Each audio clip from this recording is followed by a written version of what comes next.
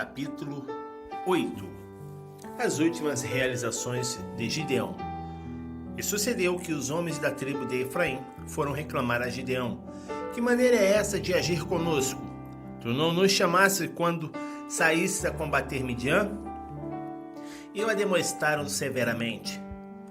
Então ele lhes ponderou: que mais fiz eu em comparação com o que fizesse vós? O restolho das uvas de Efraim não é melhor do que toda a colheita de Abiezer? Foi em vossas mãos que Deus entregou os líderes midianitas, Oreb e Zeeb. O que pude fazer eu não se compara com o que fizesse vós. Diante desse esclarecimento, acalmou-se a indignação deles contra Gideão. Gideão chegou ao Jordão e o atravessou, mas tanto ele como os 300 guerreiros que o acompanhavam estavam exaustos por causa da perseguição. Ordenou, pois, Gideão ao povo de Sucote: dai, rogo-vos, pedaços de pão aos homens que me seguem, porquanto estão muito cansados, e eu ainda estou perseguindo os reis de Midian, Zeba e Zalmunna. Ao que os príncipes de Sucote contestaram: já estão em tuas mãos Zeba e Zalmunna? Por que deveríamos alimentar tuas tropas? Ah, é assim que ages? Replicou Gideão.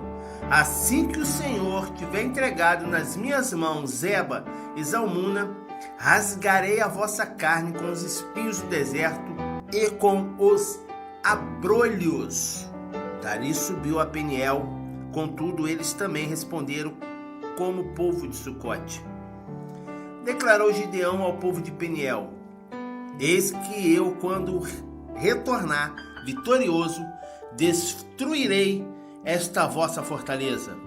A derrota de Zeba e Zalmunna. Estava, portanto, Zeba e Zalmunna em Cancor, com seu exército, cerca de 15.000 homens apenas, todos os que haviam restado de todo o exército dos povos do deserto, os filhos do Oriente. Os mortos dentre os que levavam à mão a espada somavam 120.000 guerreiros. Gideão subiu pelo caminho dos nômades, os que habitavam em tendas a leste de Noba e Jogbeá, e atacou o exército inimigo exatamente no momento em que esse se julgava oculto em segurança. Zeba e Zalmunna, os dois grandes chefes midianitas, fugiram, mas eles os perseguiu e os prendeu, e o exército inteiro foi derrotado. As vinganças de Gideão. Gideão, filho de Joás, retornou da batalha pela encosta de Heres. Ele capturou um jovem de Sucote e o interrogou. E o jovem depois por escrito o nome dos 77 príncipes e anciãos responsáveis pelo governo da cidade. Em seguida, Gideão rumou para Sucote e anunciou aos líderes e ao povo de lá: aqui estão Zeba e Zalmunna, a propósito dos quais zombaste de mim, dizendo: já estão em tuas mãos Zeba e Zalmunna? Porque deveríamos alimentar tuas tropas. Tomou imediatamente todas as autoridades da cidade e, apanhando espinhos do deserto, abrolhos e sarças, rasgou-lhe os corpos, castigando-os severamente. Depois dirigiu-se a Peniel e derrubou sua torre e fortaleza, e matou todos os homens daquela cidade. Então interrogou a Zeba e Zalmunna: como eram mesmo os homens que matasses em Tabor? E eles prontamente responderam: pareciam contigo. Todos eles tinham o aspecto dos filhos de rei. E Gideão acrescentou: sim, eram meus irmãos, filhos da minha mãe. E concluiu: juro pelo nome do Senhor, que se os tivesse permitido viver, eu não vos mataria. Então deu ordem expressa a seu filho primogênito Jeter, dizendo: levanta-te, mata-os agora. Contudo, o moço apavorado não conseguia desembainhar a espada, porquanto ainda era muito jovem. Mas Zeba e Zalmunna provocaram, exclamando: levanta-te, mata-nos, tu mesmo? Ora, é preciso ter coragem de um verdadeiro homem para isto. Então Gideão avançou e os matou rapidamente. Depois arrancou os enfeites reais do pescoço dos camelos deles. O povo de Israel aclama Gideão. Então os israelitas rogaram a Gideão: reina sobre nós, tu e o teu filho e o teu neto, porque nos tiraste das mãos de Midian. Gideão, contudo, lhe esclareceu: não serei eu quem governará sobre vós, tampouco meu filho, porque é Yahvé quem reinará sobre as vossas vidas. Disse mais Gideão: permite, entretanto, que vos faça um pedido, que cada um de vós me dê um dos brincos que cada um de vós tirasse dos vencidos. Os ismaelitas, parentes dos medianitas, costumavam usar argolas de ouro nas orelhas ou nariz, porquanto eram nômades do deserto. Replicaram eles: de bom grado os daremos. Estenderam uma capa e cada um deles depositou ali um brinco do total de seu despojo pessoal de guerra. E o peso dos brincos de ouro que ele recebera chegou a 20,5 kg, sem contar os enfeites, os anéis pendentes e as roupas de púrpura que os reis de Midian usavam e os colares e enfeites reais que adornavam seus camelos. Gideão usou o ouro para confeccionar um éfode, manto sacerdotal, que colocou em sua cidade, Ofra. Entretanto, todo o povo de Israel passou a idolatrar esse objeto, vindo a se prostituir em relação a Deus, o que se transformou numa armadilha para Gideão e toda a sua família, a morte de Gideão. Assim foi Midian abatido diante dos filhos de Israel, e nunca mais se levantou a cabeça, e a terra experimentou paz e descanso por 40 anos, todo o tempo que viveu Gideão. Então, Jerubaal ben Loash, Jerubaal, filho de Joás, partiu em direção a sua casa e de lá permaneceu. Gideão teve 70 filhos, todos gerados por ele, fruto de seus ossos e sua carne, porquanto tinha muitas mulheres. A sua concubina, que morava em Siquém, também lhe deu um filho, a quem ele deu o nome de Avimeleque, que é Abimeleque, que significa meu pai é rei. Gideão, filho de Joás, morreu pleno de dias, em idade avançada, e foi sepultado no túmulo do seu pai Joás, em Ofra dos Abiesritas. Nova queda de Israel. Logo depois da morte de Gideão, os filhos de Israel voltaram a se prostituir, oferecendo seu louvor e adoração aos Balaíns, e aclamaram Baal-Berite como seu Deus.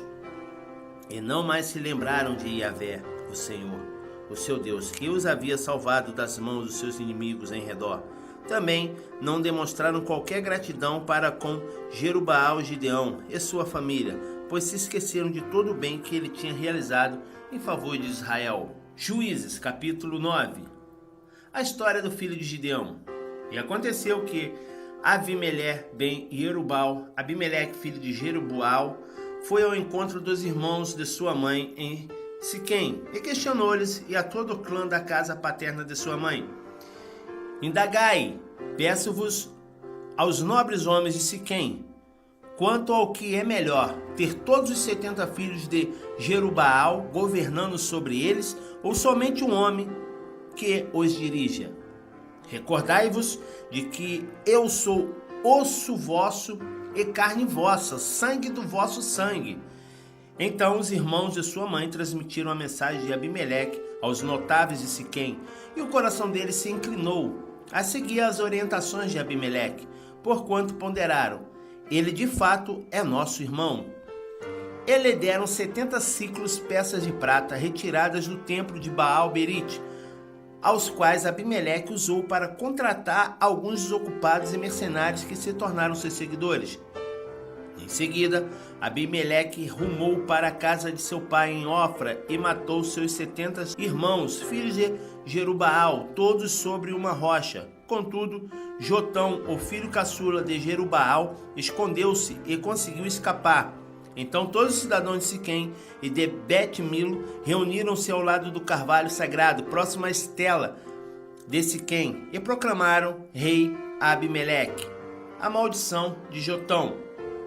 Levaram essa notícia a Jotão. Então ele subiu ao cume do monte Gerizim e exclamou ao povo com grande voz: ouvi-me atentos, ó ilustres cidadãos de Siquém, a fim de que Deus igualmente os ouça. Certa vez, as árvores se puseram a caminho para ungir um rei sobre elas. Disseram à oliveira: reina, pois, sobre nós.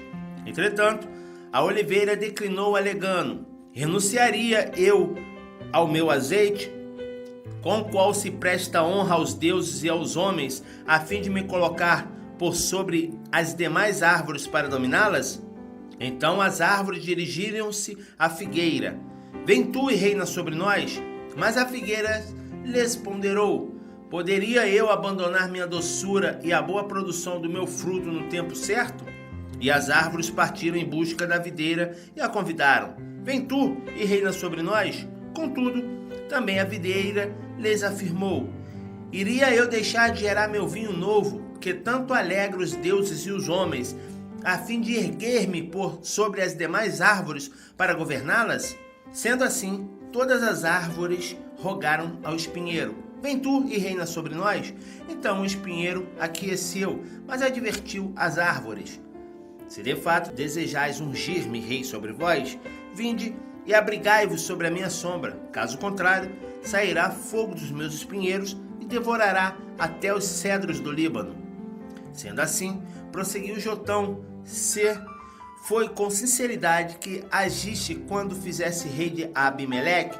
Se procedesse bem com Jerubaal e sua família, se eu tratasse de acordo com o merecimento dos seus atos, visto que meu pai batalhou por vós e por vós arriscou a vida e vos livrou das mãos de Midian, no entanto, hoje vos levantasse contra a casa de meu pai, assassinasse os seus filhos, 70 homens sobre uma mesma pedra, e proclamasse Abimeleque, o filho de sua escrava, rei sobre os notáveis de Siquém, pelo fato de ser vosso irmão.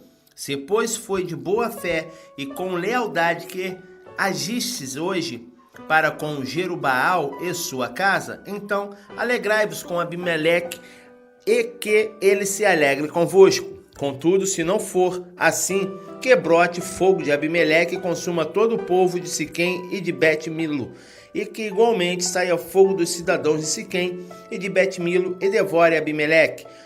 Logo em seguida, Jotão fugiu para Beer, onde permaneceu morando longe de seu irmão Abimeleque. A revolta de Gaal. Abimeleque governou sobre todo Israel por um período de 3 anos. Ao final desse tempo, Deus enviou um espírito de discórdia entre Abimeleque e os cidadãos de Siquém. Então os líderes do povo agiram traiçoeiramente contra Abimeleque. E isso aconteceu para que o crime cometido contra os 70 filhos de Jerubaal fosse devidamente vingado, e a responsabilidade pelo injusto derramamento de sangue deles caísse sobre Abimeleque, seu irmão, que os assassinara, assim como todas as pessoas de Siquém que colaboraram com ele no massacre de seus próprios irmãos. Os cidadãos de Siquém armaram, pois, emboscadas contra eles nos altos dos montes e assaltavam a todos os que passavam por ele no caminho, e fizeram Abimeleque saber disso. Nesse meio tempo, Gaal ben-Eved, Gaal, filho de Ebed, mudou-se com os seus parentes para Siquém, cujo povo confiava nele. E aconteceu que foram ao campo, colheram uva, pisaram-na e realizaram uma festa no templo de seu Deus, comendo e bebendo, amaldiçoaram Abimeleque. Então Gaal, filho de Ebed, questionou: quem é Abimeleque para que sirvamos? E quem é Siquém? Não é ele o filho de Jerubaal, e não é Zebul, seu capitão, que cabe servir ao povo de Amor, o pai de Siquém? Por qual motivo haveríamos de ser nós a servi-lo?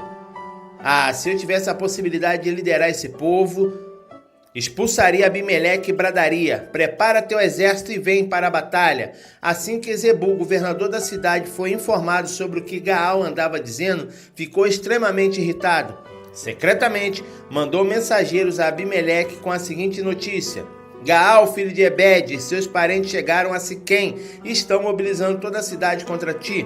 Levanta-te, pois, durante a noite, tu e as pessoas que estão contigo, e arma a emboscada no campo. De manhã, ao raiar do sol, aparece de surpresa e investe contra a cidade. Quando Gaal e os que estão com ele saírem ao teu encontro, fazei com eles o que desejares. Então Abimeleque e todas as suas tropas partiram do meio da noite e prepararam a emboscada nas proximidades de Siquém, divididos em 4 grupos militares. Ora, Gaal, filho de Ebed, havia se retirado e parou à entrada da porta da cidade, quando Abimeleque e seus comandados surgiram das suas emboscadas. Observando aquela gente, Gaal comentou com Zebul: eis que desce gente no cume dos montes. Todavia Zebul ponderou: o que vês é apenas a sombra dos montes e estás confundido com uma multidão em movimento. Contudo, Gaal afirmou novamente: vê melhor, eis que descem homens da parte central da colina, do umbigo da terra, e uma companhia militar que vem se aproximando pelo caminho do carvalho de Meonenim, adivinhadores. Então Zebul indagou: que fizeste da tua língua com a qual bradavas? Quem é Abimeleque para o que o sirvamos? Não são esses homens que tu ridicularizaste? Ora, pois, agora sai e luta contra eles. Então Gaal saiu à frente dos cidadãos de Siquém e pelejou contra Abimeleque. Mas Abimeleque o perseguiu, pois acabara fugindo do campo de batalha, e muitos tombaram mortos antes que alcançassem a porta da cidade. Abimeleque retornou para Arumá, e Zebul, perseguindo a Gaal e seus parentes, impediu-lhes que habitassem em Siquém. A destruição de Siquém. No dia seguinte, o povo de Siquém saiu pelo portão da cidade e se dirigiu aos campos, e Abimeleque ficou sabendo disso. Então tomou sua gente, dividiu-a em 3 companhias militares e se pôs em emboscadas pelos campos. Assim que o avistou o povo deixando a cidade, levantou-se contra eles e os exterminou. Enquanto Abimeleque e o grupo que estava com ele avançaram e dominaram o portão da cidade, os outros 2 grupos fizeram o mesmo contra os que estavam no campo e os massacraram. Abimeleque desferiu violentos ataques contra toda a cidade durante o dia inteiro. Depois de possuí-la, dizimou impiedosamente seus habitantes, destruiu toda a cidade e espalhou sal sobre ela. Assim que souberam dessa notícia, todos os líderes e cidadãos que estavam na torre de Siquém, refugiaram-se na fortaleza do templo de Bet-El-Berit, que é Baal-Berit. Logo que Abimeleque foi informado que o povo se havia reunido lá, ele e todos os seus homens subiram ao monte Zalmon. Ele apanhou um machado, cortou um galho de árvore e o colocou sobre os ombros. Em seguida, ordenou aos seus comandados: depressa, como me vistes fazer, fazei-o agora mesmo vós também. Todos os seus homens cortaram cada qual o seu galho e seguiram Abimeleque. Amontoaram os galhos sobre a cripta e os queimaram sobre os que ali se haviam escondido. E assim pereceu todo o povo que havia se refugiado na torre de Siquém, cerca de 1000 homens e mulheres. A morte de Abimeleque. Depois de Abimeleque, avançou sobre a cidade de Tebes, cercou-a e a tomou-a. Havia no centro da cidade uma torre fortificada onde se refugiaram todos os homens e mulheres e todos os líderes da cidade. Tendo fechado a porta atrás de si, subiram ao terraço da torre. Abimeleque aproximou-se da torre e a atacou. Ao chegar próximo da porta da torre para lhe atear fogo, uma mulher jogou sobre ele uma pedra de moinho que o atingiu na cabeça, rachando-lhe o crânio. No mesmo momento, ele chamou seu escudeiro e lhe ordenou: toma a tua espada e mata-me, para que não me divulgue que uma mulher conseguiu me abater. Então o jovem que transportava suas armas o atravessou com a sua espada e ele morreu. Quando os israelitas observaram que Abimeleque estava morto, retornaram cada um para sua habitação. E assim Deus fez recair sobre Abimeleque o devido castigo por todo o mal que ele havia praticado a seu pai, assassinando a seus 70 irmãos. Deus fez igualmente que todos os cidadãos de Siquém pagassem por toda a maldade deles. Desse modo, cumpriu-se sobre eles a maldição de Jotão, filho de Jerubaal.